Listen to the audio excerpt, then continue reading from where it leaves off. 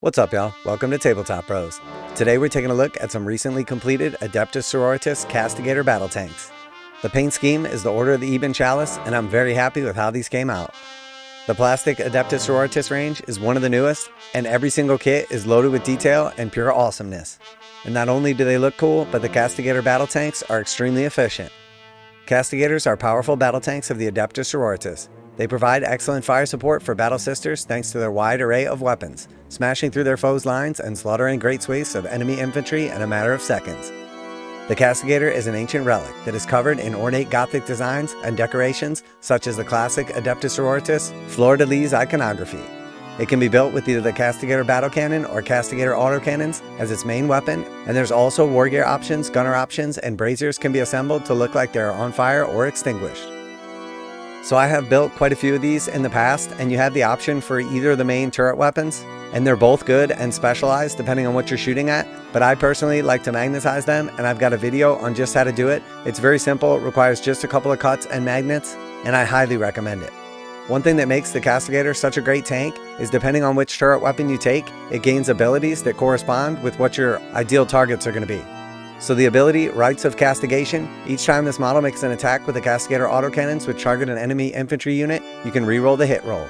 And each time this model makes an attack with the Castigator battle cannon that targets an enemy monster or vehicle unit, you can reroll the hit roll. After this model has shot, select one enemy unit that was hit by the Castigator autocannons or Castigator battle cannon this phase. That unit must take a battle shock test. So with the autocannon, you're typically going to be shooting at infantry. It's 4 shots, twin linked, rapid fire 4, so within 24 inches after a move of 10, so a 34-inch threat range for 8 attacks. You're hitting on 3s with strength 9, -1 AP, and 3 damage. And with the battle cannon, it's blast, ignores cover, and 48-inch range. Typically you're going to be shooting at monsters and vehicles. You get a D6 plus 3 shots for an average of 7, hitting on 3s, strength 10, -1 AP, and 3 damage.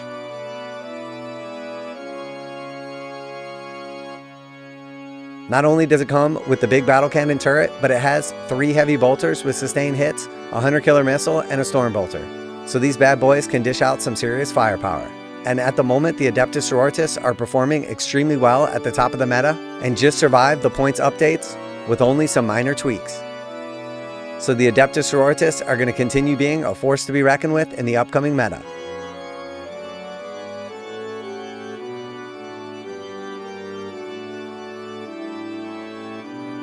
My final point on what makes the Castigator tank so good is they have an invulnerable 6-up save built in, so you know you're going to be saving some of those miracle dice 6s to make sure that you auto pass any big damage return fire.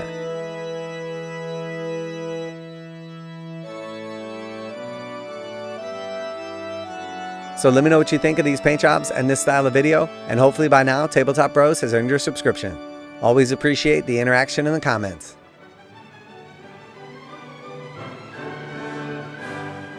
And feel free to ask about any techniques or paint colors, but they'll all be listed in the description.